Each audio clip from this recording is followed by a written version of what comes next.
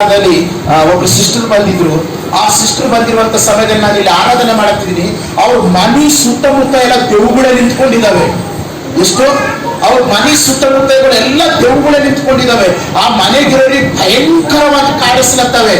ಇಲ್ಲಿನ ಆರಾಧನೆ ಮಾಡುವಂತ ಸಮಯದಲ್ಲಿ ದೇವರು ನನಗೆ ತೋರಿಸ್ಲತ್ತನ ಏನಂತಂದ್ರೆ ಅವ್ರ ಮನೆ ಸುತ್ತಮುತ್ತ ಎಲ್ಲ ದೇವುಗಳು ನಿಂತ್ಕೊಂಡವ, ಮಾಟ ಮಂತ್ರ ಶಕ್ತಿಗಳು ನಿಂತ್ಕೊಂಡವ. ಅವ್ರ ಮನೆ ಒಳಗಡೆ ಎಲ್ಲ ಸಮಸ್ಯೆ ಮಾಡತ್ತವ, ಪ್ರಾಬ್ಲಮ್ ಮಾಡತ್ತವ.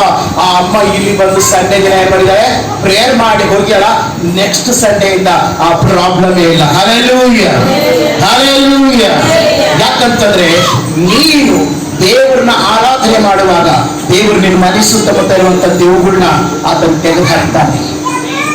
ನೀನು ದೇವರನ್ನ ಆರಾಧನೆ ಮಾಡುವುದಕ್ಕೆ ಪ್ರತಿ ಸಂಡೆ ಬರ್ತಾ ಇರುವಾಗ ನಿನ್ನ ಮನೆಯಲ್ಲಿರುವಂತ ಕಷ್ಟಗಳು, ಬಡತನಗಳು, ಕೊರತೆಗಳು, ನಿನ್ನ ಪಾಪಗಳು, ನಿನ್ನ ಶಾಪಗಳು, ನಿನ್ನ ಕರ್ಮಗಳು, ನಿನ್ನ ದರಿದ್ರತೆ, ನಿನ್ನ ಕೆಟ್ಟ ಹ್ಯಾಬಿಟ್ಟು, ನಿನ್ನ ಕೆಟ್ಟ ಆಲೋಚನೆ ಎಲ್ಲ ಕೂಡ ದೇವರು ಏನ್ ಮಾಡ್ತಾನೆ, ತೆಗೆದಾಕ್ತಾನೆ.